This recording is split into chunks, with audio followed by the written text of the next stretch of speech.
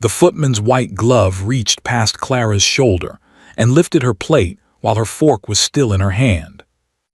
Half a slice of roast pheasant, 3 small potatoes, gone. For one moment, Clara sat perfectly still, her fork hovering over empty white linen, and she felt 11 pairs of eyes decide, all at once, not to look at her. "Discipline," her grandmother announced to the table, her voice as smooth as the silver candlesticks, "is what separates ladies from strays." Somebody coughed politely. Somebody else reached for the wine.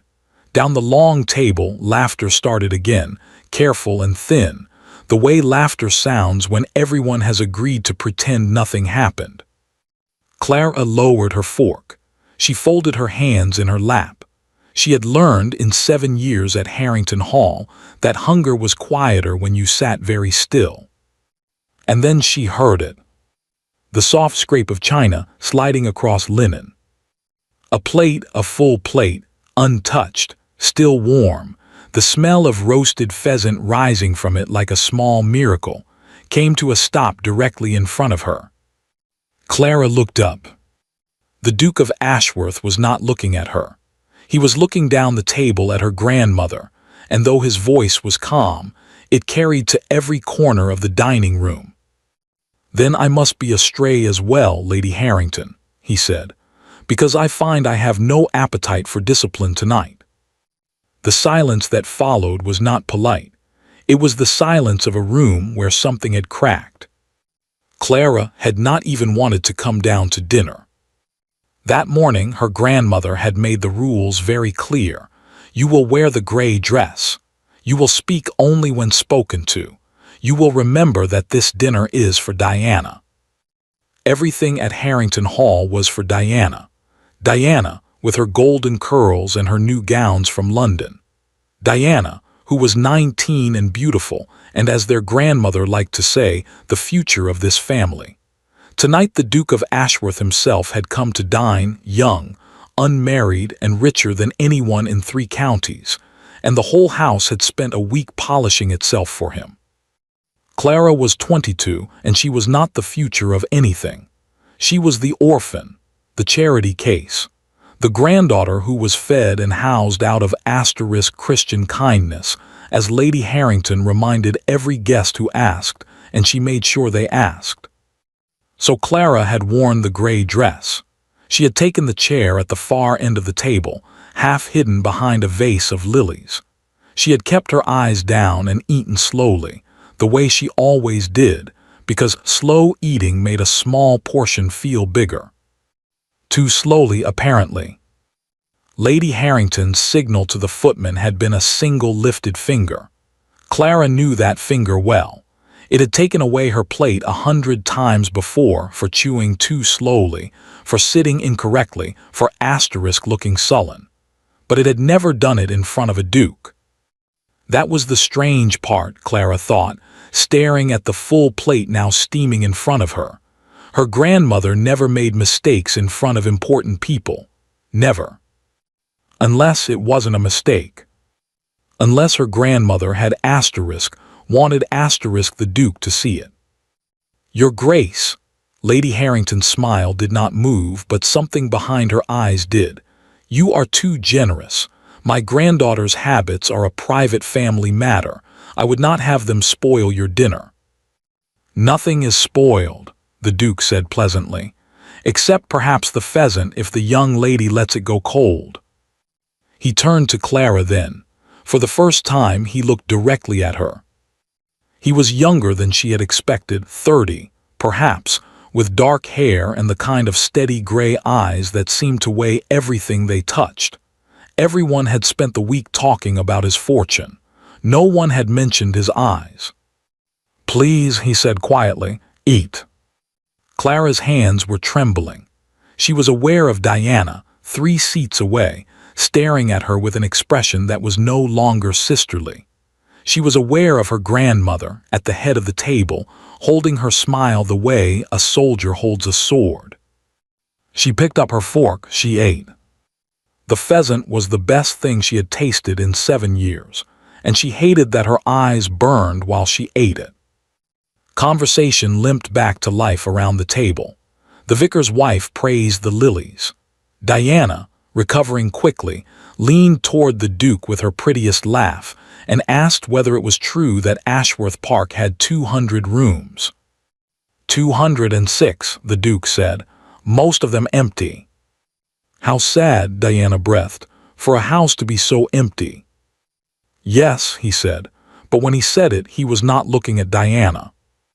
He was looking down the table, past the lilies, at the girl in the gray dress. Clara dropped her gaze to her plate and told herself it meant nothing. Men like him did not look at women like her, not in that way. He had felt sorry for her, that was all. Tomorrow he would forget her name, if he had ever known it. She was wrong about that.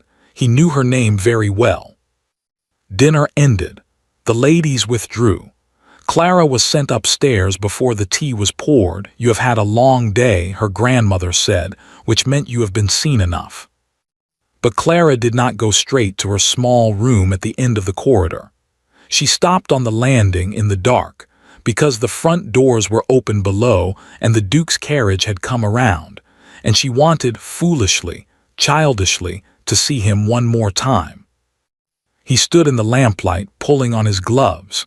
His footman held the carriage door.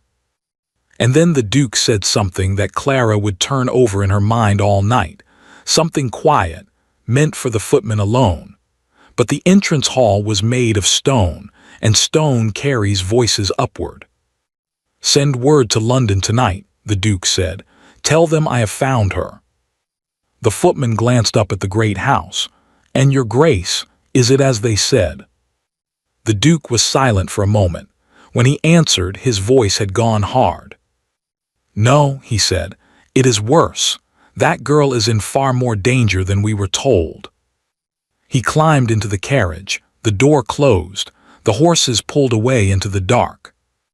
And Clara stood frozen on the landing, her heart pounding against her ribs, 3 words repeating over and over in her mind.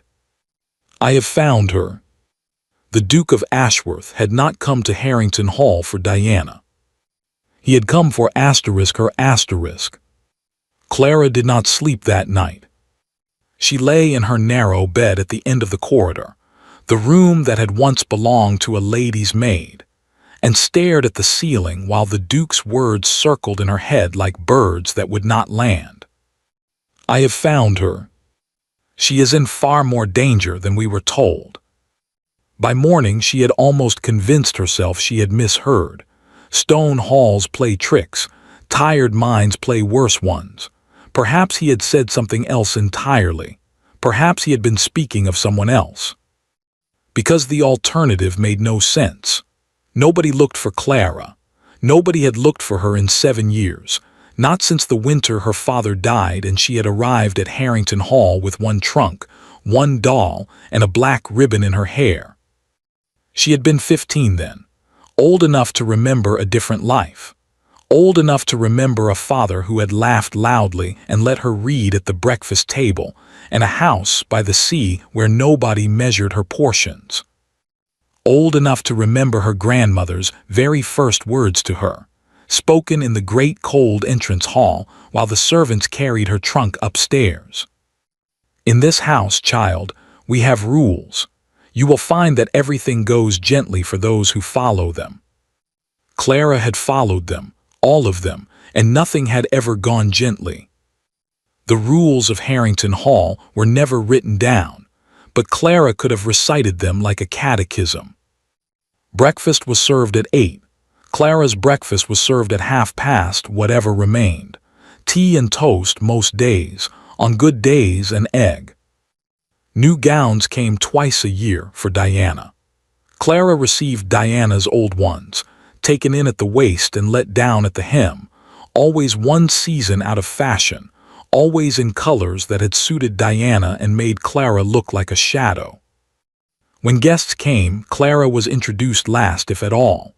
My late son's daughter, Lady Harrington would say, with a small sigh that invited sympathy for herself. We took her in, of course. What else could one do? And the visitors would murmur how good she was, how charitable, and Lady Harrington would accept their admiration the way she accepted everything, as no more than her due. But here was the strange thing. The thing Clara turned over and over in her mind as she grew older, the thing that made no sense no matter how she looked at it. Her grandmother would not let her go. 3 years ago, the vicar's wife had offered to find Clara a position as a governess in Bath. A good family, kind people, a real wage. Clara had dared to hope for a week. Then Lady Harrington had refused coldly, absolutely, without one word of explanation. Last spring, a widowed cousin in Yorkshire had written, asking if Clara might come and be her companion. The letter had been answered within a day. The answer had been no. Clara was not wanted at Harrington Hall. That was made plain to her every morning of her life. And yet she was kept like something locked in a drawer, unloved and unused, but never, ever given away. Why? She had asked only once. 2 years ago, standing in her grandmother's study, she had gathered her courage and said, "Grandmother, I could earn my own bread. I could stop being a burden to you. Why won't you let me go?" Lady Harrington had looked at her for a long, long moment. And then she had smiled, a real smile, which was somehow worse than the false ones, and said, "Because charity, my dear, begins at home." That night, Clara's supper had not come up at all. She had never asked again. The morning after the Duke's dinner, the house woke in a foul temper. Clara heard it before she saw it.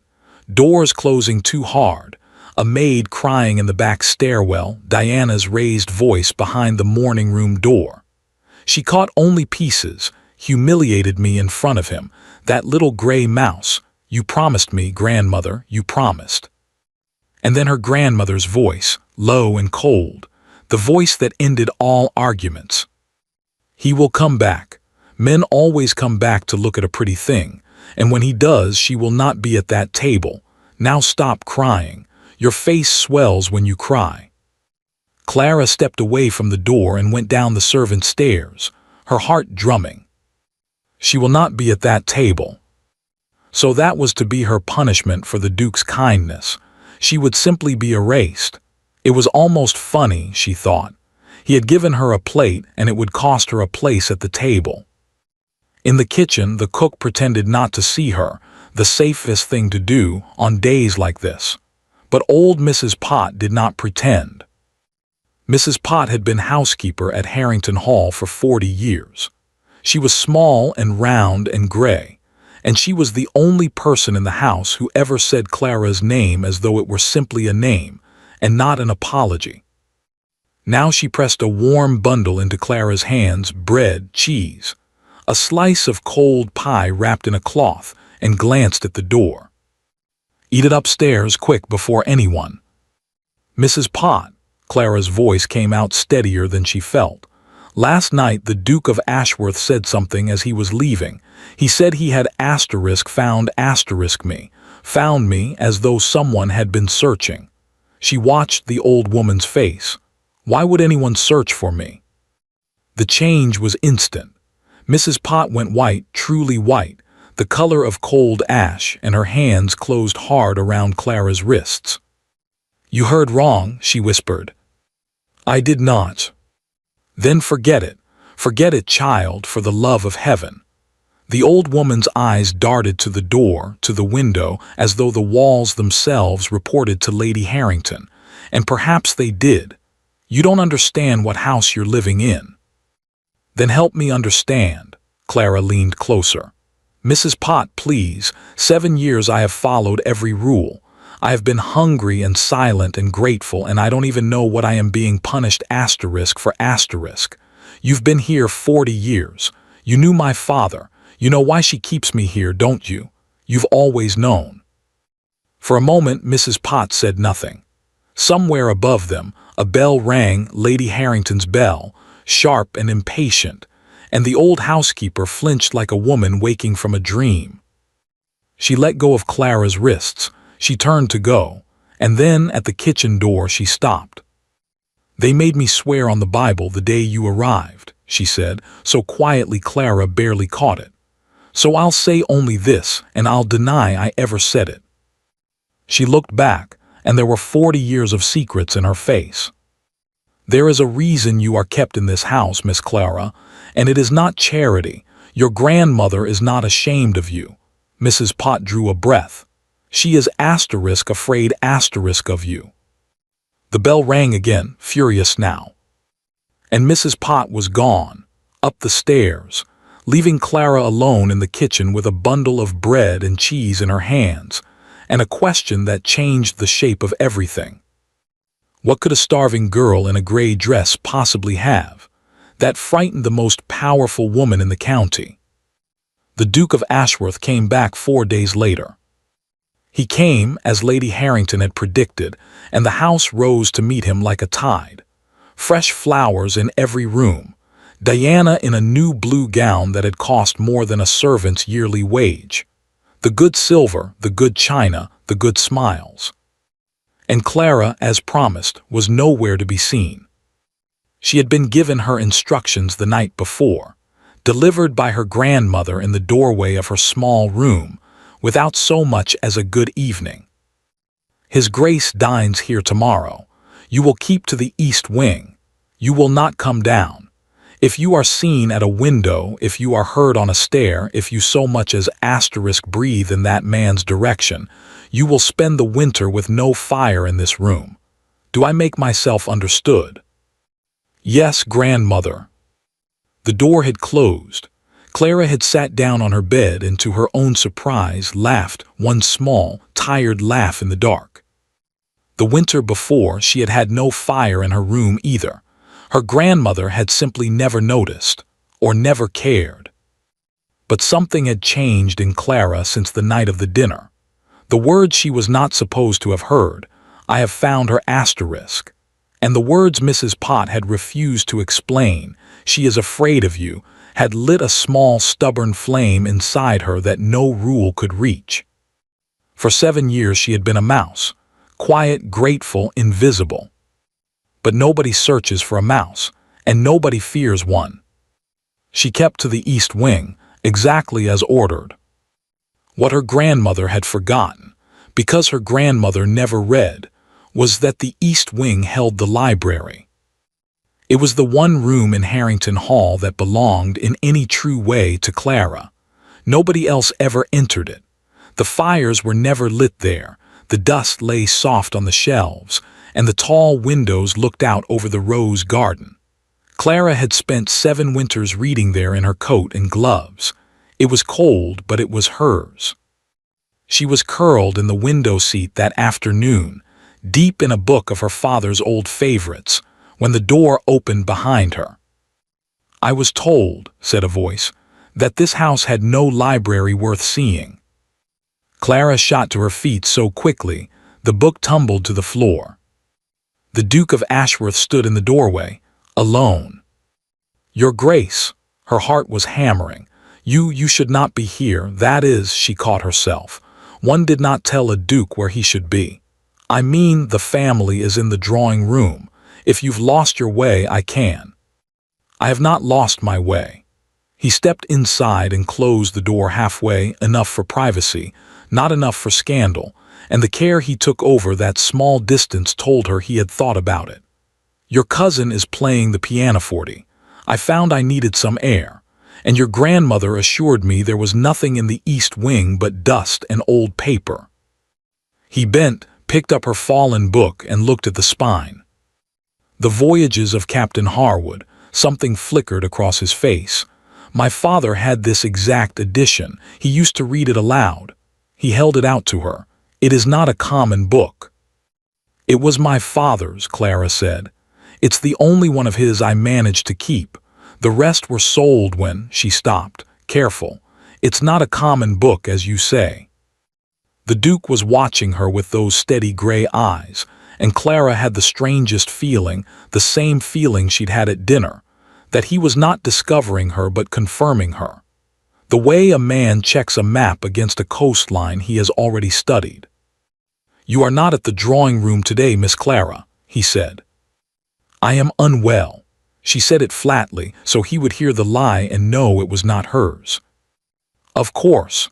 And at dinner last week, you were seated behind the lilies at the end of the table because I like lilies, Your Grace. A short silence. Then, unexpectedly, he laughed. It changed his whole face. That laugh made him younger, and Clara found herself smiling before she could stop it. It felt strange on her face, muscles out of practice. May I ask you something impertinent, Miss Clara? Everyone else does, Your Grace, but they don't usually ask permission first. How much do you remember of your father?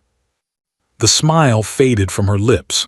Of all the questions in the world, she had not expected that one, and yet hadn't she? I have found her. Why do you ask? Humor me. I remember everything, Clara said quietly. I remember our house by the sea. I remember that he laughed at his own jokes before he finished telling them. I remember he was gone for months at a time on business, and when he came home he always said the same thing, well, Clara Bird, the world is still round. Her throat tightened. I was 15 when his heart failed. I remember that too. The Duke had gone very still. And did he leave you nothing? No papers, no keepsakes, nothing of his own. You ask strange questions for a man who came to hear the pianoforte. Yes, he agreed, I do. And because he did not lie to her, because he was the first person in 7 years who had not bothered to lie to her, Clara answered. There was no money, if that's what you mean. Grandmother has told me so 1,000 times. Everything was debts. All I have of him is that book. She hesitated. Her hand rose without her quite deciding it to the thin chain at her neck. And this. She drew it out from under her collar, a small, worn oval locket, old gold gone soft with age. It was my mother's. Father gave it to me the last time he left. He made me promise to keep it on. He was odd about it, almost stern, and he was never stern. It doesn't even open. The hinge is sealed or broken. It's worth nothing. Grandmother calls it my asterisk beggar's brass. She looked up, and the words died in her mouth. The Duke of Ashworth was staring at the locket the way other men stare at a ghost. The color had gone from his face. His hand moved half an inch, as though to reach for it, then stopped, closed into a fist, and returned to his side. When he spoke, his voice was carefully, perfectly level, and that was how she knew. Miss Clara, listen to me. He glanced at the half-open door, then back to her, and dropped his voice low. Wear that locket always, under your dress, out of sight. Do not show it to anyone in this house. Do not speak of it. And if anyone should ask you for it, anyone at all. Footsteps in the corridor. A woman's voice, bright and sharp as broken glass. Your Grace, have you lost your way? Diana. The Duke stepped back from Clara in one smooth motion, picked a book from the shelf at random, and was 3 feet away examining it by the time the door swung open. He did it so quickly, so cleanly, that Clara understood one more thing about him. He had done this sort of thing before. Here you are. Diana's smile swept the room and hardened when it found Clara. And here is my little cousin, feeling asterisk better, dearest. How wonderful. Grandmother will be so pleased to hear you're up and about. The threat wore a ribbon, but it was a threat. His Grace was looking for a book, Clara said. His Grace, Diana said sweetly, taking his arm, is missed in the drawing room. The Duke allowed himself to be led away. At the door he paused and turned, and for 2 seconds his eyes met Clara's over Diana's golden head, and he finished his sentence from before as though they had never been interrupted. Silently, a small shake of the head, a glance at her collar where the locket had already disappeared. If anyone asks you for it, refuse. Then he was gone, and Diana's laughter tinkled away down the corridor, and Clara stood alone in the cold library with her hand pressed flat against her chest. Beneath her palm, beneath the gray wool, the little locket lay against her heart. It's worth nothing, she had said. So why, thought Clara, did the richest man in 3 counties look at it as though it were the most valuable thing in England. Diana said nothing to their grandmother about the library. That was the first sign that something had shifted, because Diana told their grandmother everything. Tale-bearing was how she had been raised. It was rewarded in that house the way kindness is rewarded in better ones. But this she kept for herself, and Clara soon learned why. Diana did not want Clara punished. Punished girls disappear quietly, and Diana did not want Clara to disappear quietly. She wanted Clara to disappear in front of him. It began with the dress. There was to be another dinner, the third in as many weeks, because the Duke kept accepting invitations, and Lady Harrington had begun to speak of Diana's future with a certainty that made the whole house nervous. This time, several important families were invited to witness what the county was already calling asterisk and understanding. And this time, strangely, Clara was ordered to attend. "The Framptons asked after you," her grandmother said coldly, as though the words tasted spoiled. "It seems His Grace mentioned you to Lady Frampton. Charming, quiet girl," he said. "So you will come down, you will be charming, you will be quiet, and you will prove to the county that this family has nothing to hide. You will wear the green silk. It's being pressed." The green silk. Diana's cast-off, but the finest thing Clara owned, the only dress in which she did not look like a shadow. Mrs. Pott had taken it in herself and put fresh ribbon at the sleeves, and when Clara had tried it on, the old housekeeper had gone quiet and said, "There you are, Miss Clara. There's your mother's face." On the evening of the dinner, 1 hour before the guests arrived, Clara went up to dress. The green silk lay on her bed, pressed and ready. Across the front of it, from shoulder to hem, ran a river of black ink. The bottle itself had been placed neatly, deliberately, without one drop spilled anywhere else, in the middle of the skirt, like a signature. No accident in the world is that tidy. It was not meant to look like an accident. It was meant to look like exactly what it was. Clara stood over the ruined dress and waited for the tears to come, and found, to her own quiet astonishment, that none did. A year ago she would have wept, a month ago even, but the girl who had eaten the Duke's dinner from the Duke's own plate, the girl carrying a secret against her heart on a chain, that girl looked down at the ink and understood something with sudden, cold clarity. You don't destroy a shadow's dress. Nobody fears a shadow. Mrs. Pott was right. She had power in this house. She didn't know what it was yet, but Diana's ink had just confirmed it existed. So Clara did the one thing nobody in Harrington Hall would expect. She went downstairs anyway. She put on the gray wool dress, the plain one, the everyday one, the one that said "This is what they give me."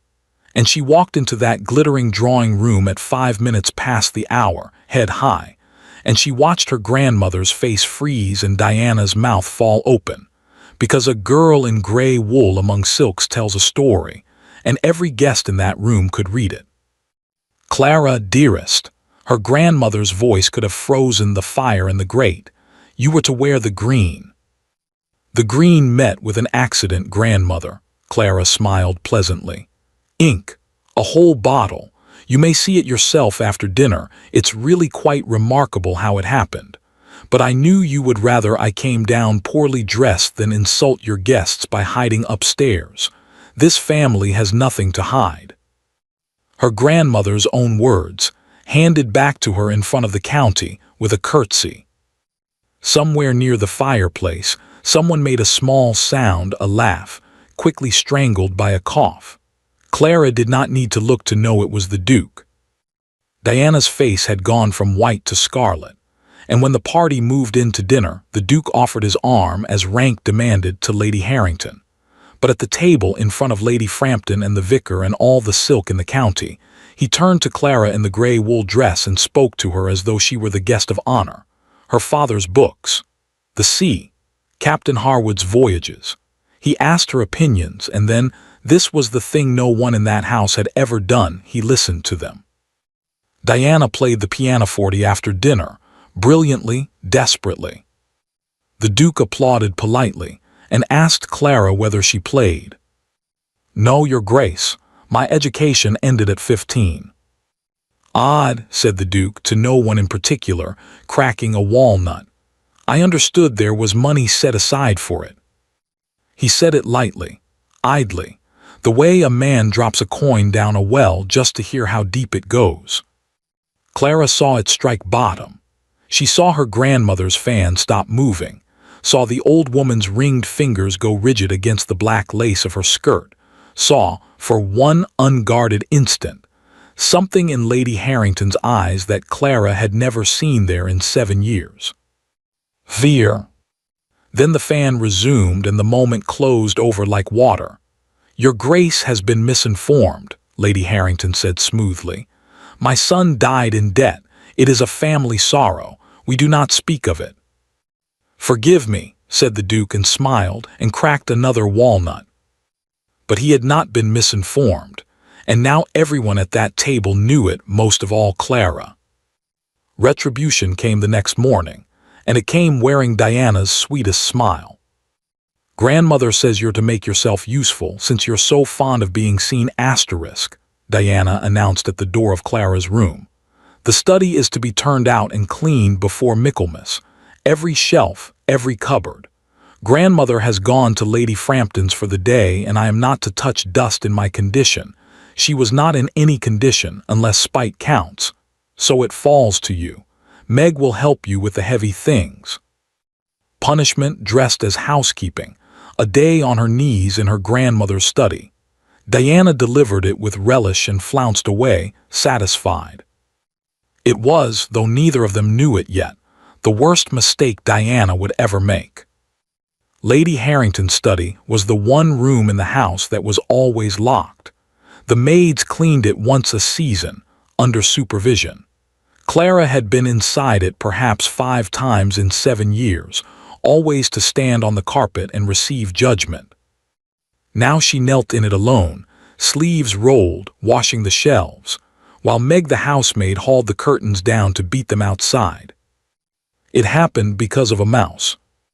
The mouse shot out from behind the great oak writing desk. Meg shrieked and dropped her end of the curtain rod. The rod struck the desk, and the bottom drawer of the desk, the deep one, the one with the brass lock, slid open 1/2 an inch.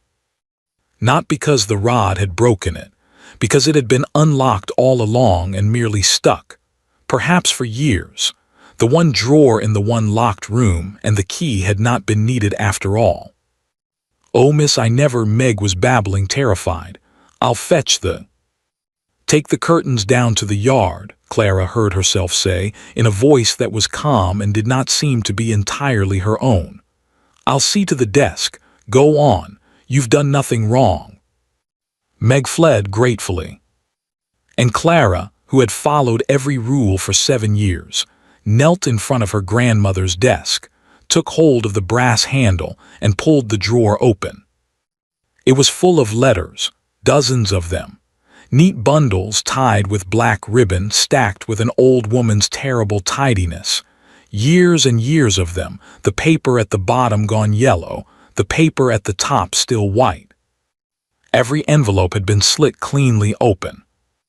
In every envelope, Clara's hands began to shake as she lifted bundle after bundle, as the dates ran backward through the years, 7 years, all 7 years. Letter after letter after letter, every single envelope bore, in a strong slanting hand she did not recognize, the same 2 words. Miss Clara. They were hers. They had always been hers. Somewhere out in the world, for 7 years, someone had been writing to a girl who never once wrote back because she never knew. Clara sat back on her heels in the silent study, a bundle of stolen years in her hands, and asked the empty room the only question left. Who? Clara knew she had minutes, not hours. Meg was in the yard beating curtains. Her grandmother was at Lady Frampton's, but Lady Frampton bored her, and she never stayed past 4. Diana was somewhere in the house, and Diana had a hunting dog's instinct for other people's secrets. Every rule Clara had ever obeyed said, "Close the drawer." She untied the first bundle. The letters at the top were the newest, so she began at the bottom instead. With the oldest, the yellowed ones, the ones written the very year she came to Harrington Hall. The paper was heavy and expensive. The hand was strong and slanted, an old man's hand trying not to look like one. "My dear Miss Clara, asterisk. You will not remember me, though I held you at your christening and dropped the prayer book, which your father never once let me forget. I was his oldest friend. I am also, by the promise I made him and by the paper he signed, your godfather. I learned only last month of his death, being abroad when it happened, too late for the funeral, too late, it seems, for much else. I have written to your grandmother 3 times regarding your welfare and have received no reply. I write now to you directly. Whatever you may have been told, child, you are not alone in the world, and you are not a beggar in it. Your father was my friend for 40 years. He was also, whatever his family believed, a very careful man. Before his last voyage he left certain matters in my keeping, matters that concern you, and you alone, and which I am bound to place in your hands when you are of age, or sooner if I judge your situation requires it. Write to me, Clara Bird. Your father called you that. I hope you will permit an old man the same liberty. Your devoted godfather, Edmund Ashworth. The letter trembled in Clara's hands. Ashworth. She sat very still on the floor of her grandmother's study, and the pieces her whole life had been broken into began, slowly, terribly, to slide together. The Duke's father, the old Duke of Ashworth, her father's oldest friend. Her godfather, she had a godfather, she'd had one all along, a man who dropped prayer books and called her Clara Bird, and for 7 years he had been on the other end of a one-way corridor of stolen letters, writing into silence. My father had this exact edition, the young Duke had said, holding Captain Harwood in the cold library. He used to read it aloud. He had not been making conversation. He had been laying her father's book beside his father's book, the coastline against the map. Clara read on. She could not have stopped if the house had been burning. The letters marched forward through the years, and they told a story in one voice, a story of a man growing first puzzled, then suspicious, then afraid. The 2nd year, I have had a reply at last, not from you but from Lady Harrington, informing me that you want no contact with your father's associates and that further letters will be burned. I do not believe the first claim. I note that the letters are evidently not being burned. Your grandmother is too careful a woman to destroy anything that might one day be useful, so I will keep writing. If even one reaches you, it will have been worth the ink. The 4th year, I made inquiries through my solicitor who was refused at the door. I am told you are sickly, that you see no one, that you are, this word was used, simple. Clara, I knew your father. I sat him out through storms at sea and worse storms in banks. If his daughter is simple, I am the King of Spain. The 5th year, I am watched now too in my way. Twice my letters to the county solicitor have gone astray. Your grandmother has a long arm and longer credit, and she has spent a great deal of the latter lately, on what no one can say, since the estate she claims to hold produces nothing like what she spends. I begin to understand, Clara Bird, and what I understand frightens me. It is not that she has forgotten to answer for you. It is that she cannot afford to. Clara's hands were ice. Down in the yard, faintly, she could hear Meg still beating the curtains. Keep beating them, Meg, please. The 6th year, and here the strong, slanted hand had begun to waver, the letters shorter, the ink pressed harder. My health is failing. My doctors are dull men who tell me dull things, and for once I believe them. So I must set down plainly what I have hinted at for 6 years, and pray this letter is opened by no one but you, though I know by now they all are. Let her read it then. Let her know that I know. Your father did not die in debt. Your father died rich, Clara. Rich from 20 years of ventures your grandmother's family called vulgar right up until they needed the money. Before his last voyage, he settled everything on you, everything, in a trust, with conditions I helped him write and a copy I hold still. And he left you one thing more. He left you the proof of it and the means to claim it in the last place anyone would think to look, because your father knew his mother, God rest him, far better than she ever knew him. The locket is the key, Clara Bird, your mother's locket. Do not let them take it from you. Never, never let them take it from you. If I do not live to see you of age, my son will finish what I could not. He knows everything. He has promised me, and he does not break promises, being in that one respect better than his father. Look for him, Clara. He will come. He will find you. Your devoted godfather, Edmund Ashworth. There was one more letter after it. A different hand, younger, harder, blacker ink. Clara knew before she opened it what it would say, and whose hand it was, because she had watched that hand slide a dinner plate across white linen 3 weeks ago. It was dated 8 months past. It was very short. Lady Harrington. My father died on Tuesday. Among his papers, all of it is preserved. Every letter, every date, every account. I write to you once, as he would have wished, to offer you the chance to make this right quietly. You will not take it. He told me you would not. Then know this. What my father pursued out of love, I will now pursue as a debt of honor, and I am told I have less patience than he had.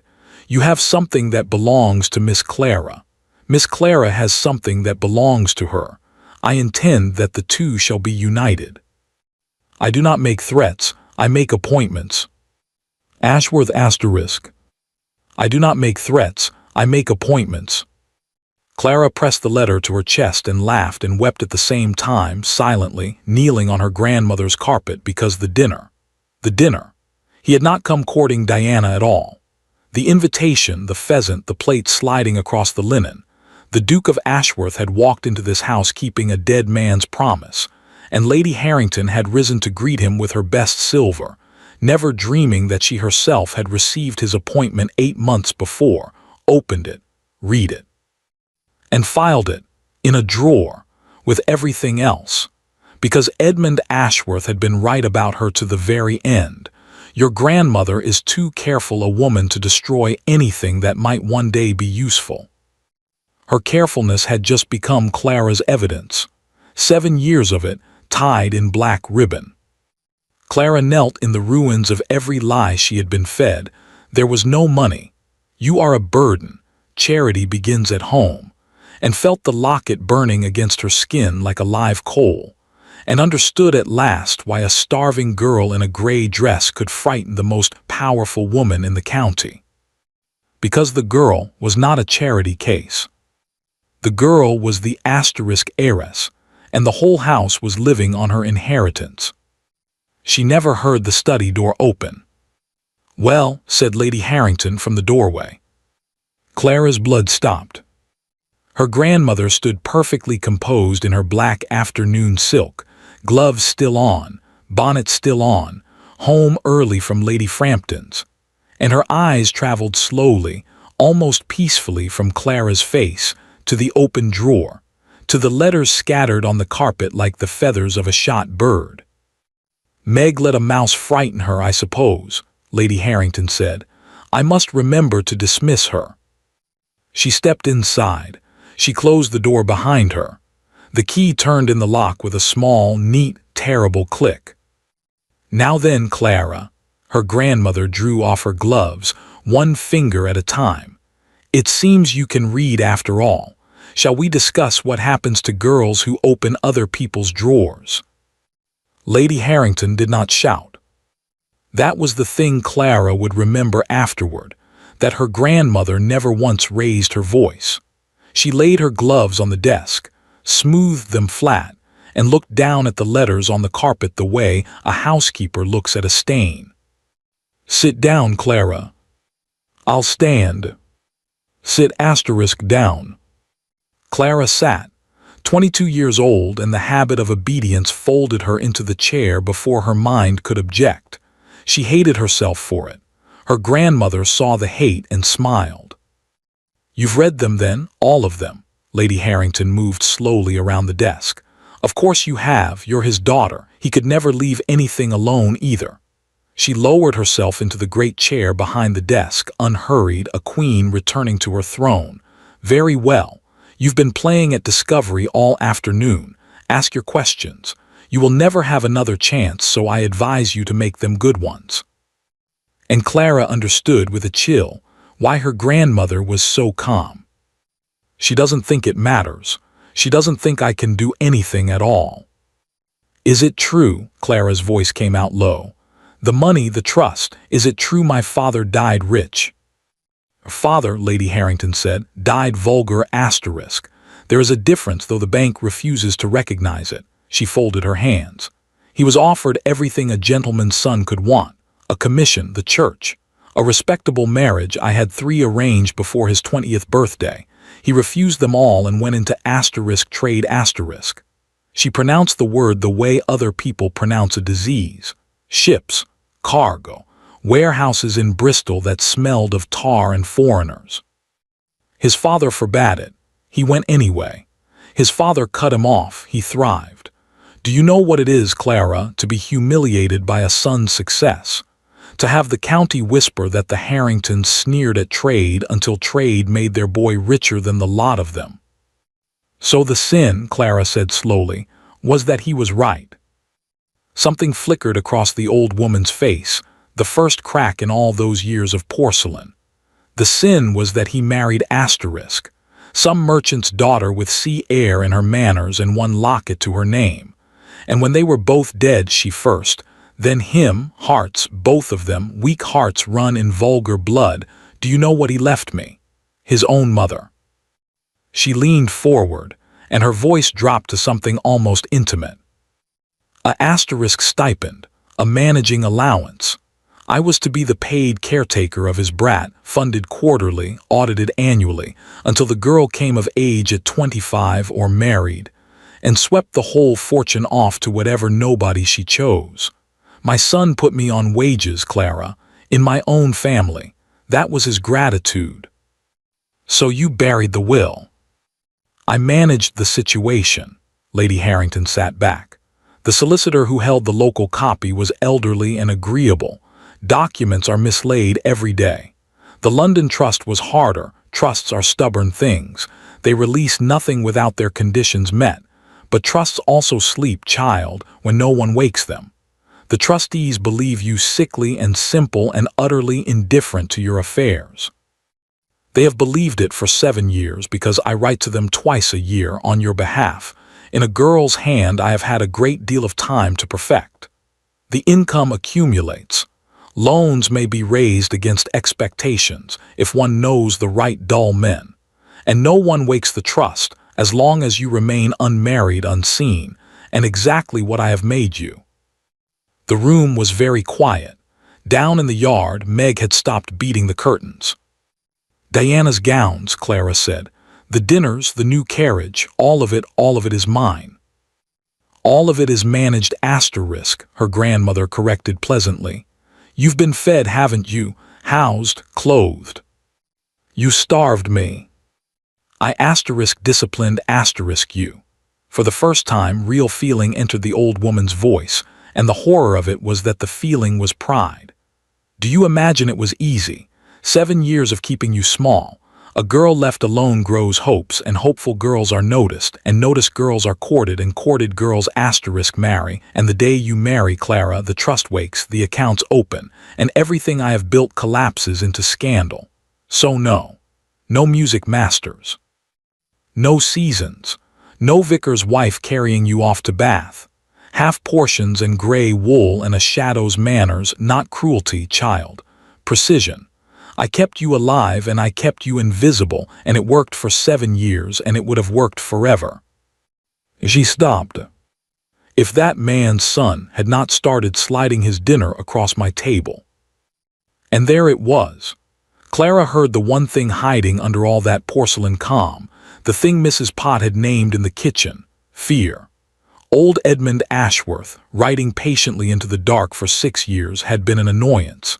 His son, young, rich, unblinking, sitting at her own table saying I understood there was money set aside while cracking walnuts, was a catastrophe on horseback.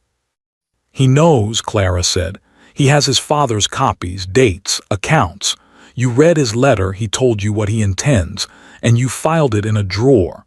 Why are you telling me all this? Why confess it to my face? Confess? Lady Harrington looked genuinely amused. Child, one confesses to those who can bear witness. You will bear none. As of this evening you are ill. Gravely, sadly ill. The whole county saw you at dinner in that grey rag, behaving so strangely poor creature. Lady Frampton remarked on it herself, or will, once I have described it to her properly. Dr. Kell will attend you. Dr. Kell has attended this family for 30 years and owes it more than he can repay. You will be confined for your own protection, and if His Grace of Ashworth comes calling with his father's old papers, he will find a sadly familiar story. A weak-blooded girl, gone at last the way her mother's people go. Delicate, confused, simple. Who is the county to believe, Clara? A duke with a dead man's grievance and no original documents, or the devoted grandmother who nursed a failing girl for 7 long years and 2 physicians' signatures? She rose from the desk. She crossed the carpet, silk whispering, and stood over Clara, and for a moment, one strange, awful moment, she reached out and touched Clara's cheek, almost gently, the way she must once long ago have touched her son's. You were never anything but a ledger to me, she said softly. But I will say this for you, you balanced beautifully. Then she straightened, and the gentleness was gone as though it had never existed, and she held out one ringed hand, palm open. Now there remains a single loose thread. The trustees require, for the release of the estate, proof of identity and the settlor's token, your father's little riddle, his last piece of Bristol cleverness. He thought hiding it in plain sight was witty. He thought I would never stoop to notice a beggar's trinket. The open palm did not waver. I have let you wear it for 7 years, Clara, because a locked box is safest on a fool's neck, but the Duke has seen it now. I watched his face at dinner when you touched your collar, so. The rings caught the late light. The voice was almost kind. Give me the locket. Give me the locket. Clara looked at the open palm, at the rings, at the 7 years standing over her in black silk, and somewhere inside her, very quietly, a door that had always been open swung shut. No. The word came out small. It came out steady. It was, Clara realized, the first time in her life she had ever said it to her grandmother's face. Lady Harrington's palm did not move. I beg your pardon. You heard me perfectly well, grandmother. You hear everything in this house. Clara rose from the chair slowly, her knees water, her voice somehow not. It was my mother's. It is mine. My father put it around my neck himself, and you will take it off my body or not at all. For a long moment the two women looked at each other, and Clara saw her grandmother do something she had never seen before. Recalculate. Very well, Lady Harrington said at last pleasantly. Off your body then, but not today. I am not a violent woman and there is no need. You are about to be very ill, child. Ill girls are undressed by others, bathed by others, tended entirely by others. Everything they wear passes through other hands. She drew on her gloves, one finger at a time. You will be relieved of it within the week, along with your good sense, your reputation, and your visitors. There is no drama required, only patience. I have a great deal of patience. She rang the bell. 2 footmen came, Thomas and John, men Clara had known for 7 years, men whose names she knew, whose Sunday coats she had mended, and neither would look at her. Miss Clara is unwell, Lady Harrington told them. Take her to the blue room in the attic. She is to rest undisturbed until Dr. Kell arrives. Remove anything she might harm herself with. She has been saying such wild things, poor child. And that was all. No shouting, no struggle. Just two embarrassed men and a staircase that went up and up, past the floor where the family slept, past the floor where the servants slept, to a low white door under the roof beams. A narrow bed, a washstand, a single round window too small for anything but light. The key turned behind her. Clara stood in the middle of the little room, and her legs finally gave, and she sat down hard on the narrow bed and pressed both hands over her mouth so that no one would have the satisfaction of hearing her.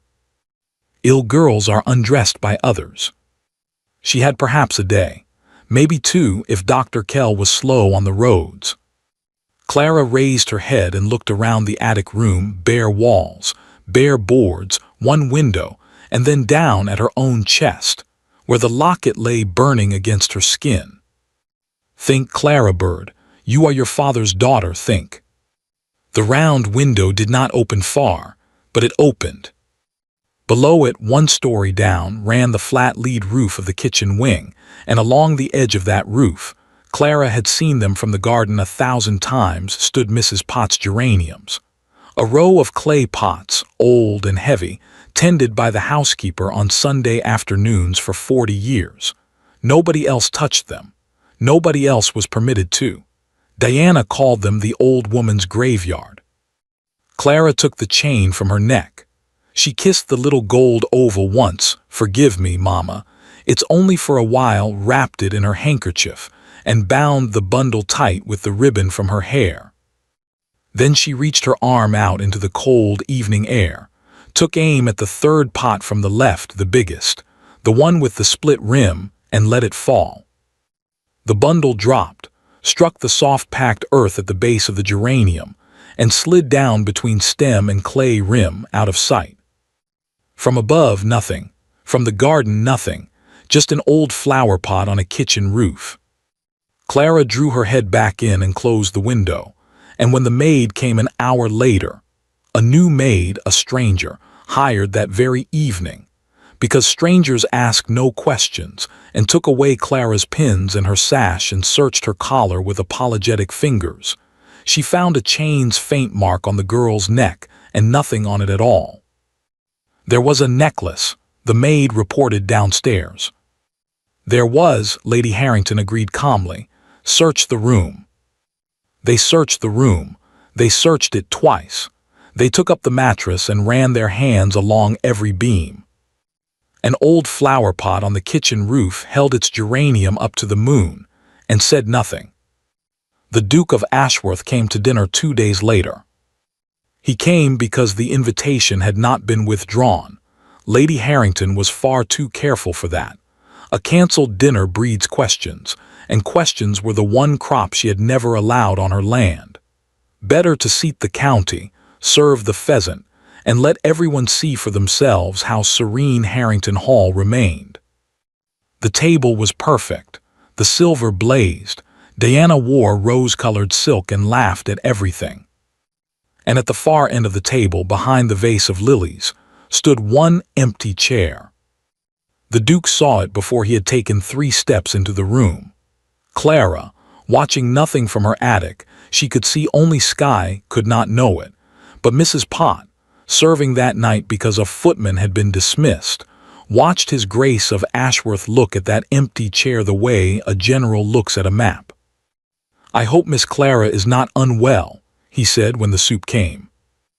"Alas," Lady Harrington's face arranged itself into sorrow. "Our dear girl has taken a bad turn, her nerves, well. Your Grace saw for yourself at our last dinner how altered she seemed, the grey dress, the wild talk. It is in her mother's blood, I fear. Dr. Kell is attending her and we pray, but the small, brave sigh of a martyr, we have sent word to Lady Frampton to postpone the harvest visit. Family must come first." "Of course," said the Duke. He said almost nothing else for the rest of dinner. He was charming to Diana and correct to the vicar, and he ate everything he was served, and only Mrs. Pott, refilling his glass, close enough to see, noticed that his eyes went between every course to the empty chair behind the lilies. Not with sorrow. With arithmetic. When the carriage was brought round and Lady Harrington stood in the doorway performing her farewells, the Duke paused to compliment the house. The gardens, the kitchens, the pheasant, truly, my compliments, and might he trouble the housekeeper for the receipt. His own cook despaired of pheasant. Mrs. Pott would be honored, said Lady Harrington, who could see no danger in a recipe. And so, for 90 seconds, in the lamplight of the great door, the Duke of Ashworth bent his head over an old woman's murmured instructions about hanging time and juniper. And no one standing 6 feet away could possibly have seen the small, folded square of paper that passed from his glove into her apron pocket, because no one ever watches the hands of servants. "Thank you, Mrs. Pott," said the Duke, climbing into his carriage. "I shall follow it exactly." "Do, your Grace," said Mrs. Pott. "Exactly." The house went dark by 11. At midnight, Clara woke to a sound at the attic door, the smallest sound in the world, metal learning a lock. Then the door breathed open, and a candle came through it, and above the candle was the round, terrified, resolute face of a woman who had sworn on a Bible 7 years ago and had spent every day since regretting it. 40 years in this house," Mrs. Pott whispered, "and it took me until tonight to steal the right key.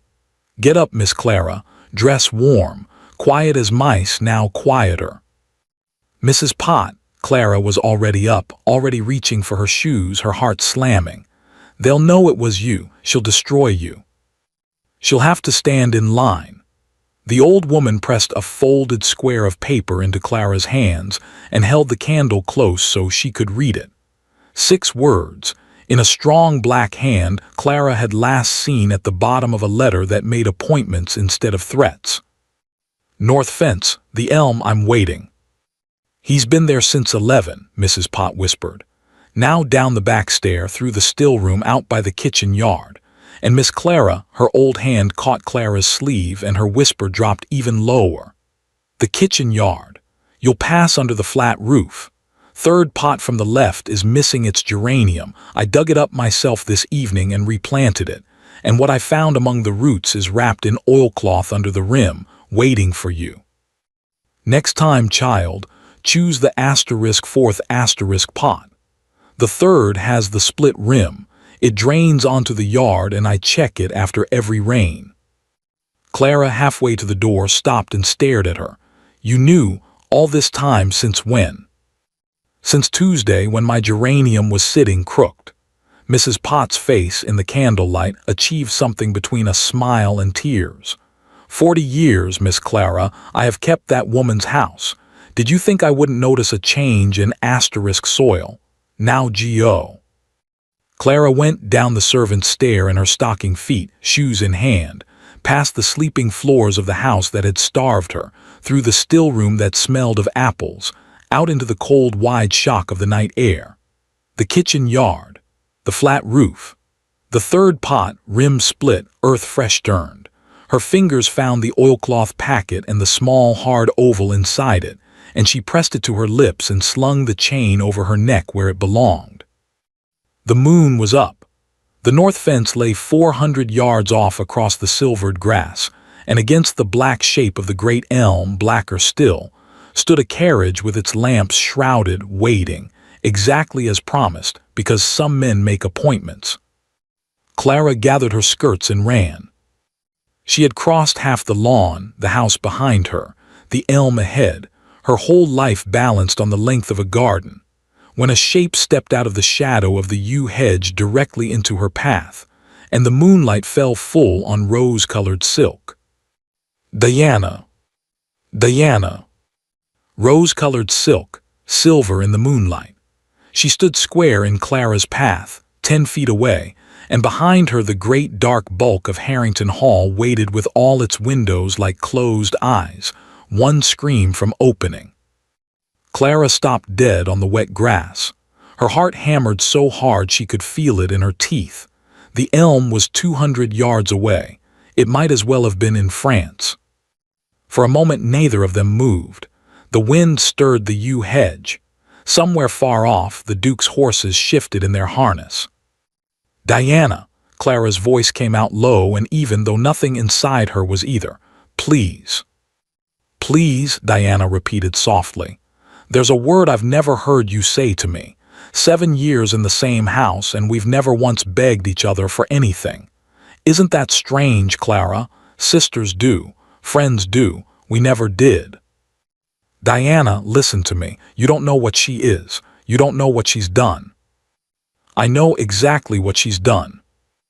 The words fell into the dark garden like stones into a well. Clara stared at her. "I've known since I was 17, Diana said. Her voice was strange, flat, quiet, stripped of the tinkling music it wore in drawing rooms, and without the music it sounded years older. "I wasn't supposed to. I was fetching her shawl and the study door was open and she was talking to Dr. Kell about the trustee's letter, about how to phrase your asterisk letter, the one she writes twice a year in your hand. I stood in that corridor for 4 minutes. Then I brought her the shawl and smiled and said nothing. A pause. I've been smiling and saying nothing for 5 years. You knew asterisk. Something hot rose in Clara's chest. 5 years of half portions, of gray wool, of ink poured on green silk. You knew it was my money, my father's money. You knew, and you wore the gowns it bought, and you poured ink on the one decent dress I. Yes, Diana said. Just that, no excuse behind it. And the plainness of it took the fire out of Clara faster than any excuse could have. Do you want to know why? Diana wrapped her arms around herself. In the moonlight in her rose silk on the lawn of the great house, she suddenly looked cold, a cold that had nothing to do with the night air. Because you were the lucky one. Clara almost laughed. Lucky asterisk. You got the hunger, I got the hope. Diana's voice didn't rise, and somehow that was worse. Do you know what my earliest memory is, Clara? Posture boards. Backboards they strapped to your shoulders. I wore them 4 hours a day from the age of 6 because a Harrington girl does not slouch. I was weighed every Sunday. If the number displeased her, I didn't dine that week either. Oh, you didn't know that, did you? Yours was done at the table in front of everyone. Mine was done upstairs, politely. You're not hungry, are you, Diana dearest? Good girl. She recited it lightly in their grandmother's exact cadence, and hearing that voice come out of Diana's mouth in the dark made the hairs stand up on Clara's arms. I learned pianoforte until my fingers bled. She checked them for calluses. Calluses are vulgar. I learned French, dancing, drawing, archery, everything a duchess needs. Because that's what I was, Clara, from the day my parents died and I came here 3 years before you. I was the investment. You were the vault and I was the investment, and neither of us was ever, for one single day, a asterisk child. Somewhere in the house behind them, a clock struck the half hour, thin and silvery through the walls. She built me to catch a duke, Diana said, and the duke came, and he sat at our table and I played the piece I have practiced for 11 years without one wrong note, and he asked whether asterisk you played. A small, terrible smile. You, in your gray dress with your ruined hem. That was the moment I understood I had spent my whole life training for a race that was never going to be run. He didn't come for a duchess, did he? He came for the vault. Diana. Don't, Diana held up one hand. Don't you dare pity me, anything but that. She looked back at the house, the closed windows, the dark bulk of it, and when she turned again to Clara, her face in the moonlight had changed. The bitterness was still there, but something else had risen through it, something Clara couldn't name at first because she had so rarely seen it at Harrington Hall. Resolve. I came out here to stop you, Diana said. You should know that. When the house was locked up, I saw Pot take a candle up the back stair. The woman has never in her life carried a candle upstairs. She goes to bed at 9, and I knew. I stood at my window and I watched you cross the yard and dig in her flower pots, and I put on my cloak to come and stop asterisk you, because if you leave, Clara, do you understand what happens to me if you leave? The money goes. The house goes. The trust wakes, the loans are called, the whole 7 years of it comes out, and I go down with her. Everything I am was bought with everything they stole from you. There is no version of your freedom that doesn't cost me mine. I worked that out 5 years ago, standing in a corridor with a shawl in my hands. It's why I said nothing. It's why the ink. Her voice cracked just once on the last word, and she forced it flat again. I came out here to scream. The garden was utterly silent. Even the horses by the elm had gone still. So scream, Clara said quietly. Diana looked at her. Scream, Diana.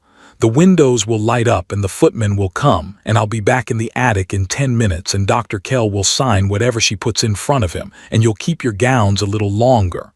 Clara took one step closer toward her, not the elm. But you'll spend the rest of your life the way you've spent it so far. Weighed on Sundays, smiling and saying nothing, being an investment. And someday she'll be gone, and there will be nothing left of either of us but what she made, a vault and an investment, in a house built on a dead man's stolen money. Or, Diana's whisper was barely breath. Or you let me pass, and I swear to you on my father's grave, on my mother's locket, on the only 2 things I own, that whatever is mine at the end of this, you will not be left to drown with her. I don't forgive the ink, Diana, I'm not that good. But you were 6 years old and strapped to a board, and I know who did that to you, and it wasn't you. Clara held out her hand across the moonlit grass. We have never once begged each other for anything, so I'm not begging, I'm offering. Come to the fence with me, right now, there's room in the carriage. For a long, long moment, Diana looked at the outstretched hand. Then she stepped back. No, she said, and before Clara's heart could drop, Diana was pulling at the clasp of her own cloak, sweeping the dark wool from her shoulders, holding it out. If I vanish tonight too, she'll know within the hour, and there'll be riders on every road by 2. But if I'm at breakfast, if I'm shocked, grandmother, she must have slipped out while we slept you by a full day's start. Maybe 2. I'm the only person in that house she almost trusts. Use it. She threw the cloak around Clara's shoulders and fastened the clasp with quick, cold fingers, and for one instant in the dark, they were standing closer than they had stood in 7 years. The hood up, Diana said briskly. Rose silk shows at 100 yards, gray wool doesn't, she's right about that much. And then softer, so soft Clara nearly missed it. 3rd pot from the left. I watched you dig it up. I could have told her that any time these past 2 days, she'd have given me anything for it. Why didn't you? Diana was quiet for a moment. When she answered, she was looking not at Clara but at the great dark house, at one particular window on the 2nd floor, behind which an old woman lay sleeping in the certainty that everything in her world was locked, filed, and balanced. Because when he slid his plate across that table, Diana said, 11 people watched and 10 of us did nothing. I've had 3 weeks to think about which of the 10 I want to be. She stepped back off the path, into the shadow of the yew, making room. Go, now. And Clara, the old sharpness flashed up one last time, armor going back on. When this is over, when it's yours again, I want it in writing. I don't trust promises made on lawns. You'll have it in writing, Clara said, sister. She saw Diana flinch at the word flinch, and then, in the moon shadow of the yew hedge, very slowly smile, as though trying out an expression she had never once been trained in. Gio, said Diana. Clara ran, cloaked in borrowed black, across the last 200 yards of silver grass, past the north fence, into the shadow of the great elm, where a carriage door swung open before she reached it, and a gloved hand caught hers and swung her up and in, and a voice said drive before the door had even closed. The horses sprang.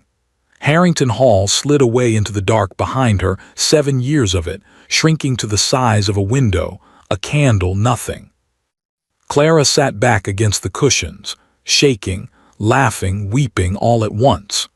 Across from her, the Duke of Ashworth reached up and unshuttered the carriage lamp, and in the small gold light his gray eyes found the chain at her neck, and the question in them needed no words.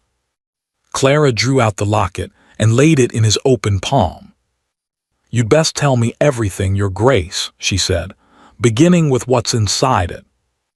The Duke turned the little gold oval over once, and pressed his thumb flat against the worn back plate, not the hinge, the asterisk back, and slid it a quarter turn. Somewhere inside the locket that had never opened, something clicked. "Not what, Miss Clara?" he said. "Where?" The back plate of the locket slid a quarter turn and came away in the Duke's hand. There was no portrait inside, no lock of hair, no painted miniature, none of the small soft things lockets are made to hold. Inside, fitted into a bed of wax so that it would never rattle and never shift, lay a key. A tiny key, no longer than a thumbnail, cut with strange fine teeth. And beneath it, engraved into the gold of the inner plate in letters Clara had to tilt toward the lamp to read. Harwood and Sons, Bristol, Box 41. Harwood, Clara whispered.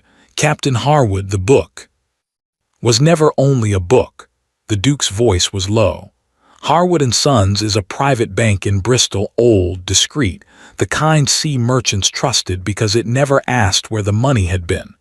Your father banked there for 20 years. My father knew that. What he never knew, what your father told no one, not even him, was the box number, or where the key was hidden." He looked up from the little gold oval, and in the lamplight something moved behind his eyes that was half admiration and half grief. He put it around his daughter's neck and made her promise never to take it off. The one place his mother would never think to look, because she had spent her whole life refusing to look at you at all. Beggar's brass. "Miss Clara, your father hid the key to a fortune in plain sight for 7 years, guarded by nothing but his mother's contempt." Clara looked down at the locket and her eyes burned. He was odd about it, almost stern, and he was never stern. "Box 41 will hold the original trust deed," the Duke went on, fitting the plate back and returning the locket to her hands, to her, not his pocket, and she noticed that. "The will, the account ledgers, whatever a careful man locks away when he suspects his own family. My father's copies establish the pattern, but copies can be argued with. Originals cannot. With what is in that box, your grandmother is finished, not scolded, not embarrassed. Finished. Then we go to Bristol." "I go to Bristol." He leaned forward. "Listen to me. It is 2 hard days' ride west, and you cannot appear at a merchant bank at dawn, unmarried, in a Duke's traveling carriage. That story would reach London before we did, and it would arrive wearing exactly the dress your grandmother will sew for it. No. Tonight I take you to my aunt, Lady Marrow, in Wenbridge. She is my mother's sister. She is a widow of ferocious respectability, and she has been waiting up for you since Tuesday, because I do make appointments, Miss Clara, and I made this one the day I saw that woman take away your plate."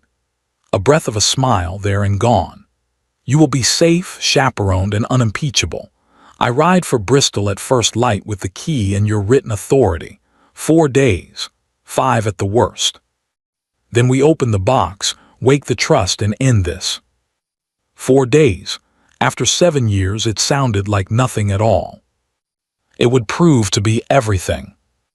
Lady Marrow's house in Wenbridge smelled of lavender and beeswax, and Lady Marrow herself, small, white-haired, upright as a mast, met Clara at the door at 2 in the morning in full dress, looked her over once from ruined hem to borrowed cloak, and said only, "So you're Edmund's goddaughter. You have your father's chin. Cook is making chocolate. Nephew, Bristol. Ride." For one day, Clara was happy. It shamed her a little afterward, how happy, sleeping past 8 in a bed with 4 pillows, eating an entire breakfast that nobody took away, walking in a walled garden in one of Lady Marrow's dead daughter's dresses, sea green, while the old lady told stories about her sister's sons. For one day, Clara let herself believe that the story was already over, that escaping the house had ended the house's power. She had forgotten who had raised her. Lady Harrington did not send riders after the carriage. She did not rage, and she did not search. She sat down at her writing desk on the very morning Diana performed her shocked innocence at breakfast, and Diana performed it flawlessly, and she did what she had always done best. She wrote.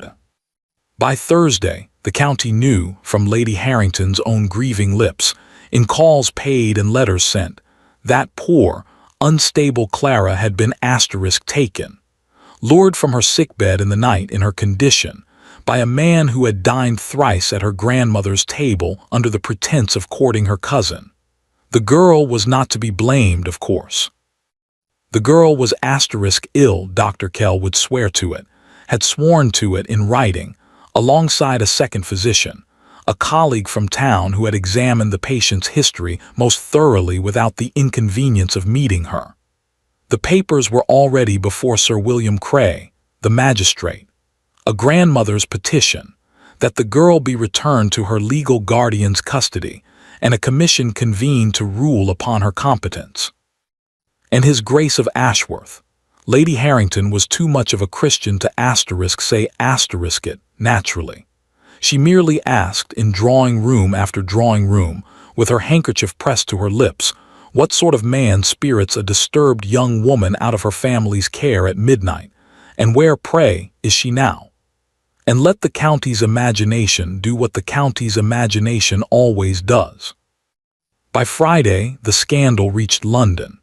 By Saturday, it reached the Duke's family, and his uncle's letter reached Wenbridge by express, addressed to Lady Marrow, and Clara, who was not meant to see it, saw her hostess read it at breakfast and go very still. The Ashworth name has survived war, debt, and your late brother-in-law's eccentricities. It will not survive a lunacy hearing. If the boy stands up in a county courtroom beside that girl, every door in London closes to him and to us. You know what must be done. Send her back and let the lawyers manage the rest quietly. There is no fortune on earth worth a family's name. Lady Marrow folded the letter, fed it to the breakfast-room fire and said, "More chocolate, my dear." And Clara loved her for it, and was terrified all the same. Because the summons came that afternoon. A constable, apologetic and immovable, on Lady Marrow's lavender doorstep.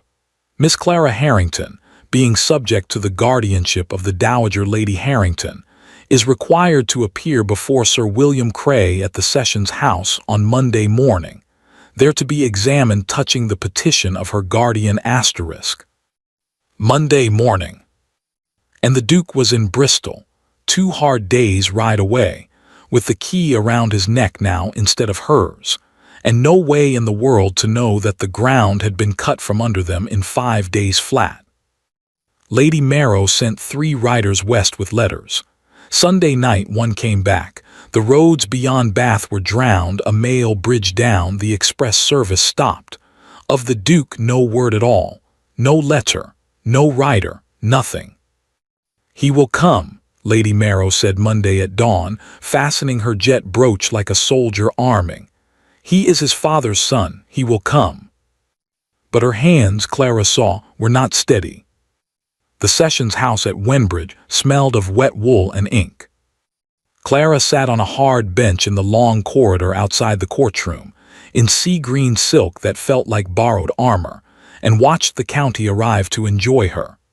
They came in murmuring 2s and 3s, faces from her grandmother's dinners, Lady Frampton among them, eyes bright with the particular hunger of respectable people at someone else's ruin.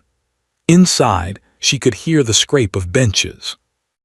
Dr. Kell was there, and the second physician, a folder of paper under his arm thick enough to bury a healthy woman alive. 9 o'clock struck, the corridor filled, the courtroom doors stood open, waiting. The Duke did not come. 1/4 past.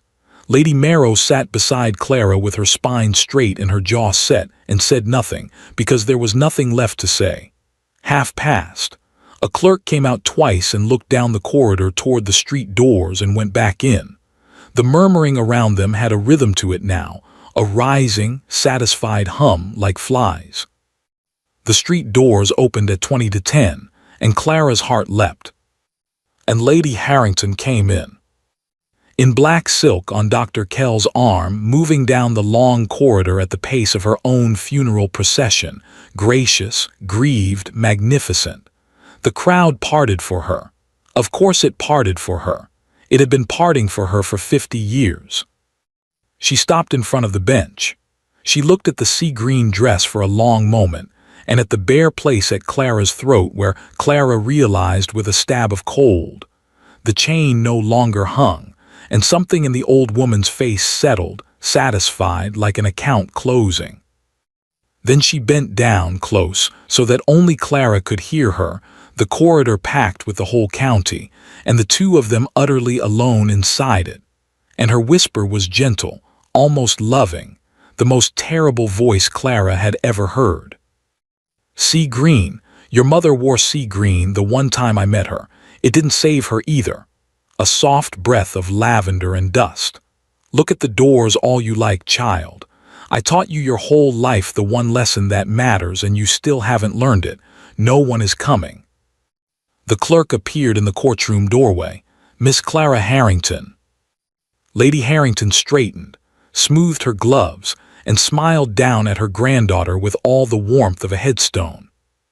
"No one is coming," she said again quietly. "No one ever came." And the terrible thing, the thing that made Clara's hands go cold in her lap as she rose from the bench to the sound of her own name, was that in 7 years, on the evidence, her grandmother had never once been wrong. The courtroom was full. Clara walked down the center of it with her chin up and her hands folded, because if 7 years at Harrington Hall had taught her nothing else, it had taught her how to be stared at while starving. Benches of county faces on either side. Sir William Cray on the raised chair, an old man with tired eyes and a cold in his head. Dr. Kell at the table below, and beside him the second physician, and the folder of paper, thick as a Bible, that said a healthy woman was mad. Lady Harrington took her place with the unhurried ease of a woman, entering her own drawing room. It went the way it had been built to go. Sir William blew his nose and read the petition aloud. That the said Miss Clara Harrington, being of unsound mind and unable to manage her person or affairs, be committed to the care and custody of her guardian Dr. Kell testified in a voice of gentle, practiced sorrow, the nervous decline, the wild accusations, the sad wandering of a disturbed girl into the night. The second physician agreed with everything in Latin, which took longer.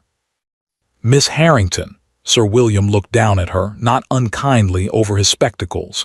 "These are grave findings. Have you anything to say to them?" Clara rose. "Only this, sir.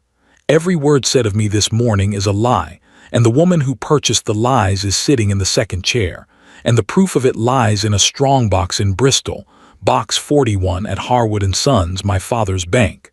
Send for it, and you will find his true will, his trust, and 7 years of my grandmother's theft written out in her own careful hand. I ask only that. Send for the box." The courtroom rustled, deliciously scandalized. Sir William glanced at the papers before him. "The court is aware of the claim," he said, and Clara's stomach dropped, because his voice had the flat sound of a door already closed. "Lady Harrington's counsel has addressed it. There is no record of any such trust in this county.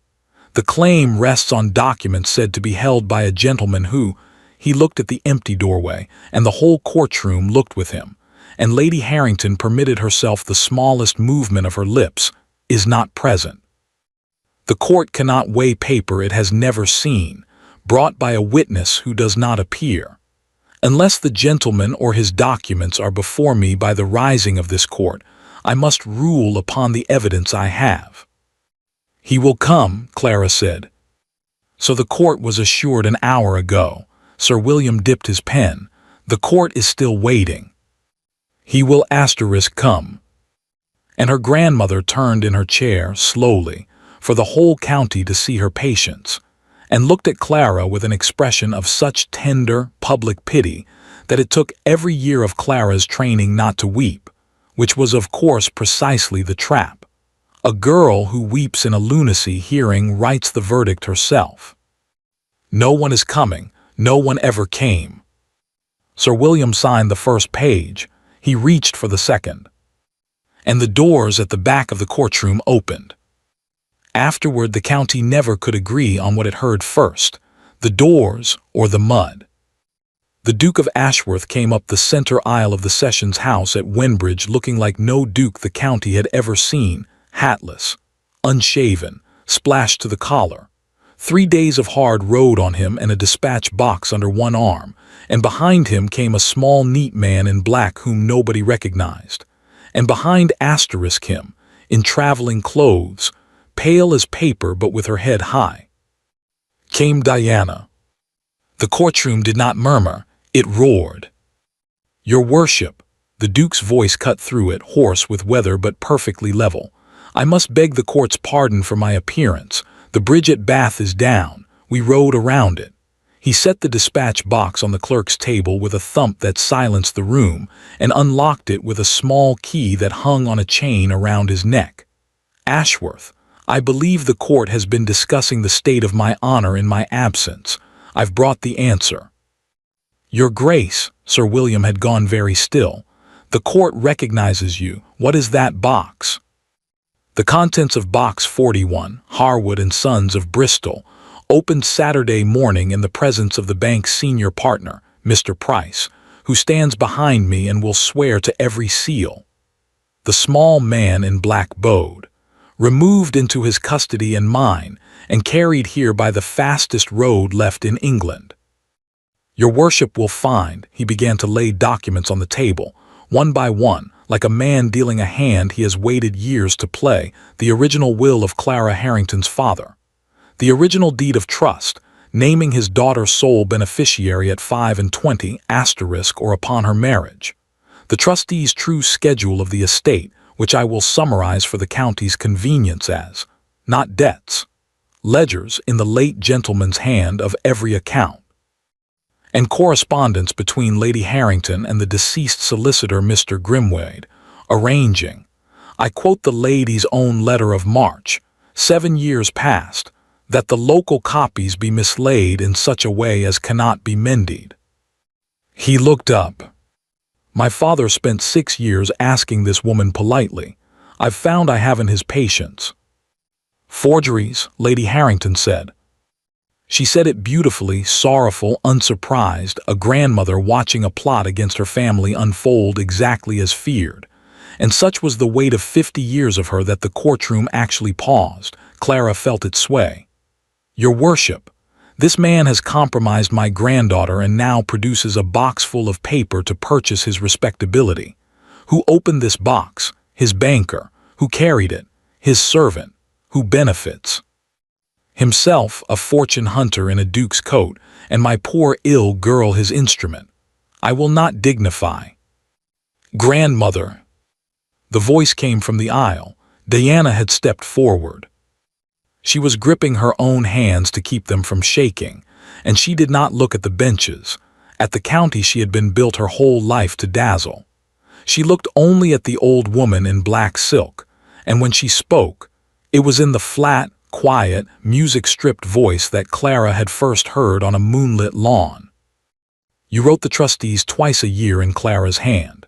You practiced it on the backs of old invitations. I watched you burn them in the study grate, February before last, and I fished one half burned from the ashes, because I was raised in your house, grandmother, and in your house one keeps what might one day be useful." She drew a folded, scorched scrap of paper from her glove and held it out to the clerk without her eyes ever leaving the old woman's face.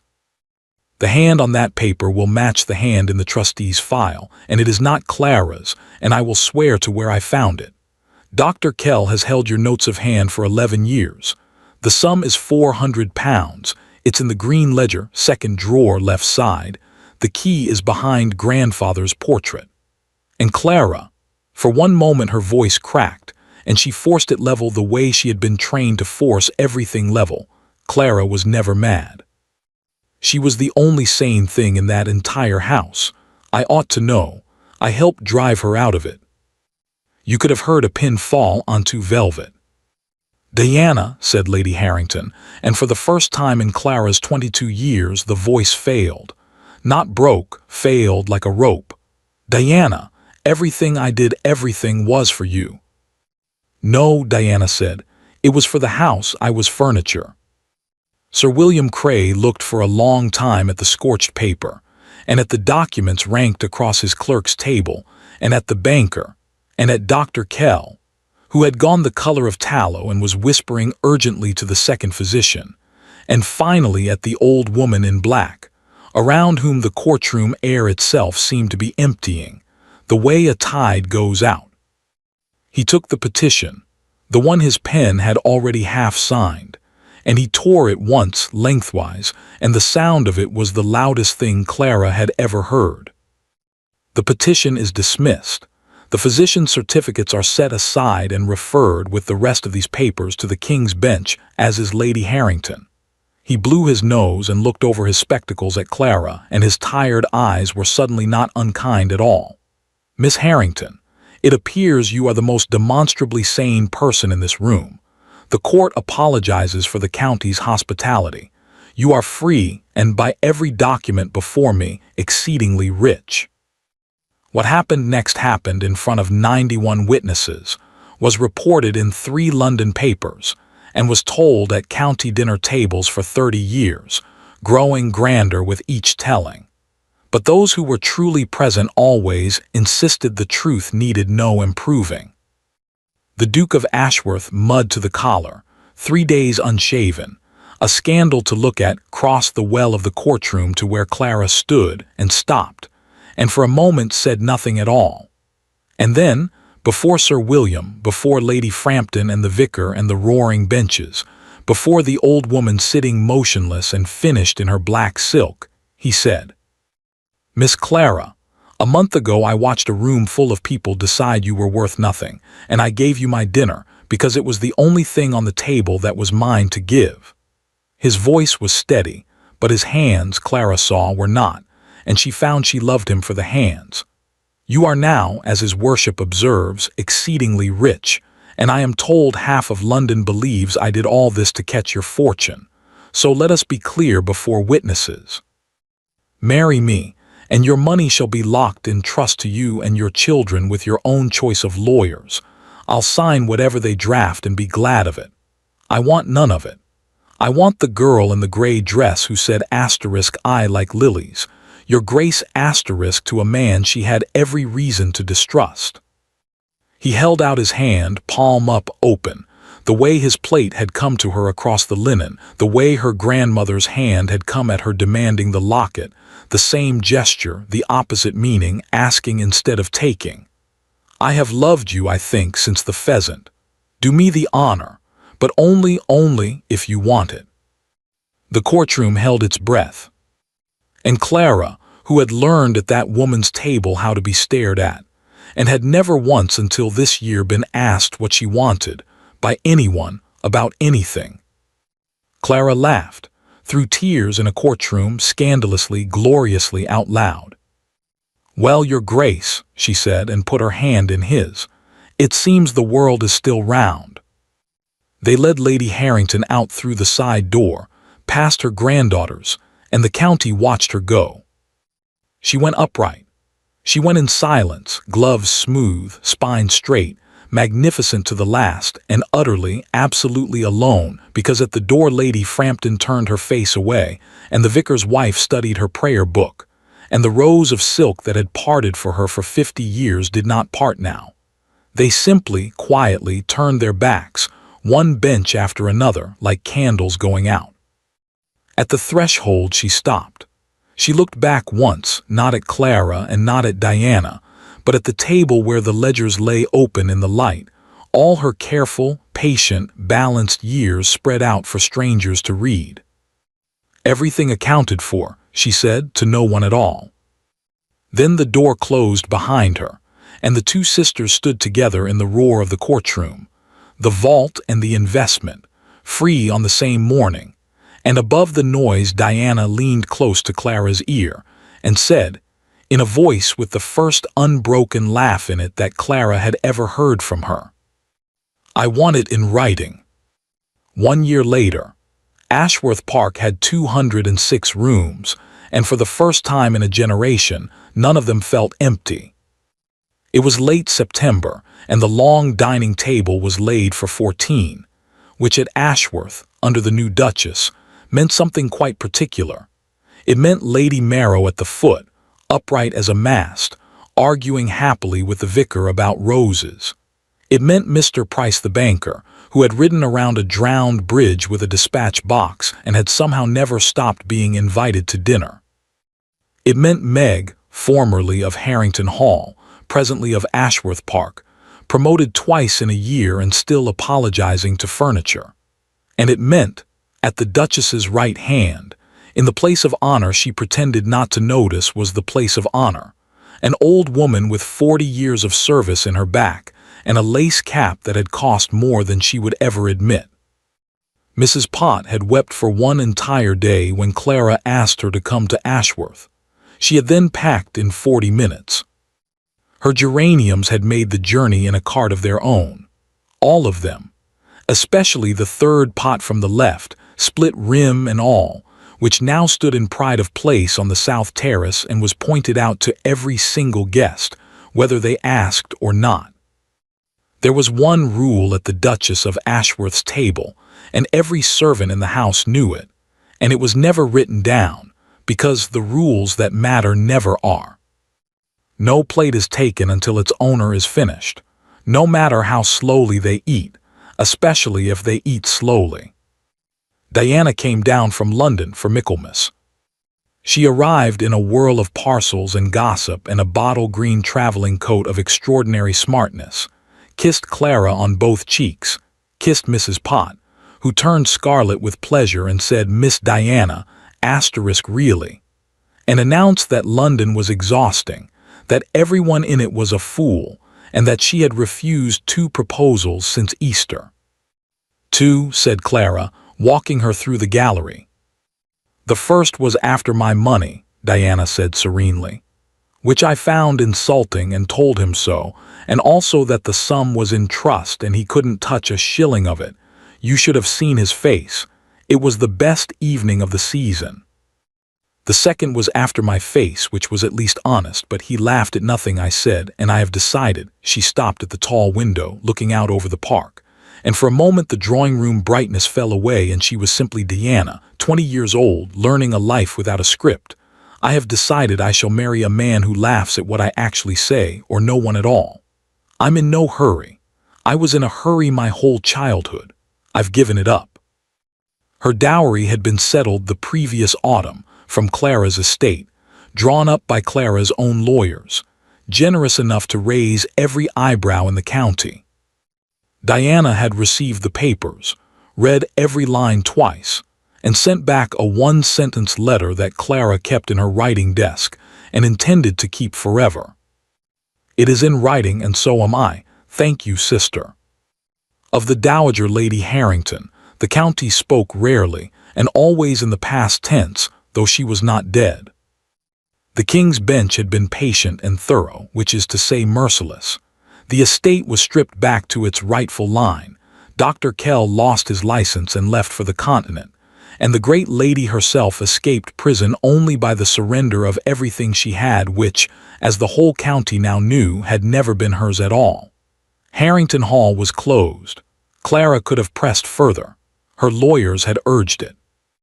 Instead, she had done the one thing her grandmother could never have done, and never understood. She had signed over a small annuity enough for a cottage, a maid, coal in winter, and not 1 shilling more, and closed the ledger. "Charity," Clara had said, handing the deed to the lawyers, "begins at home." The old woman lived now in a small stone house on the edge of a distant village, where she was known as a proud, silent person who dressed beautifully, corresponded with no one, and was invited nowhere. She kept her accounts. The maid reported in a green ledger every farthing entered in a fine strong hand, a lifetime of habit with nothing left to count. She never wrote to her granddaughters. She was, at the last, exactly what she had always been, perfectly balanced and perfectly alone. The Michaelmas dinner wound down the way the best dinners do, slowly, with the candles low and the laughter easy and nobody in any hurry to rise. Lady Marrow had won the argument about roses. Mrs. Pott had been persuaded, after 2 glasses of Madeira, to tell the story of the geranium pot again, and had told it magnificently, with new details that had certainly not happened. And at the head of the table the Duke of Ashworth watched his wife laugh, the Duchess, in sea-green silk, hair coming loose the way it did by the end of a good evening, and thought, as he thought most evenings, that his father had been right about nearly everything, but most of all about this. When the last course was cleared, every plate finished, every plate waited for, the Duke quietly signaled the footman away from the sideboard, rose, and did a strange thing. He slid his own plate, empty and shining, down the linen to stop in front of his wife. The table went quiet. Clara looked down at it, white china on white linen, and then up at him, one eyebrow rising, and 13 guests watched the Duchess of Ashworth try not to smile and fail completely. "You are a year too late, Your Grace," she said. "I've eaten." "Look again." She looked again. In the center of the plate, small and gleaming, lay her mother's locket, the worn gold oval, the old chain, absent from her neck since the courtroom, held these 12 months by lawyers and trustees and clerks as exhibit the first asterisk, and released at last, the letter had said to its owner, all matters being now concluded. But the chain was new, fine new gold, strong links made to last another lifetime, and when Clara picked it up with unsteady fingers and pressed her thumb to the back plate, the way only 3 living people knew how, the plate slid a quarter turn, and inside, where a key had once lain hidden in wax for 7 years, there was now a scrap of paper, folded very small. She unfolded it, her husband's black decided hand, 4 words. "For the next heir." Clara's head came up. The Duke was watching her with those steady gray eyes, and what was in them made her breath catch. The question, the certainty, the asterisk joy of a man who has done his arithmetic, and her hand went, without her quite deciding it, to rest below her heart, where for 3 weeks now she had been carrying the beginning of a secret she had told no one at all. "You knew," she whispered. "How could you possibly?" "Madam." The Duke of Ashworth reached across the corner of the table and took his wife's hand, to the growing delight of 13 guests and the open tears of one housekeeper. "You have eaten your breakfast at 7:30 every day of our marriage. This week you rang for it at *6*. I noticed things about your plate." His voice, which had held level in a courtroom before 91 witnesses, finally broke. "I have always noticed things about your plate." The table erupted. Lady Marrow struck the wood with her palm like a magistrate. Mrs. Pott abandoned all dignity into her handkerchief. Somewhere in the happy roar, Diana's voice rang out, "I had better be godmother, and I want it in writing." And the candles blazed, and the old house held its warm light out against the September dark. Clara laughed and wept and held the little locket to her heart. Her mother's locket, her father's cleverness, her daughter's inheritance, if it was a daughter. The smallest room in England that had held, at one time or another, everything that mattered. A key, a fortune, a promise, and now a future. "It was always yours," said the Duke, closing her fingers around it. "Everything always was." Outside, the last light faded over the park. Inside, no one hurried, and no one was hungry, and no plate, not one, was taken away before its owner was finished.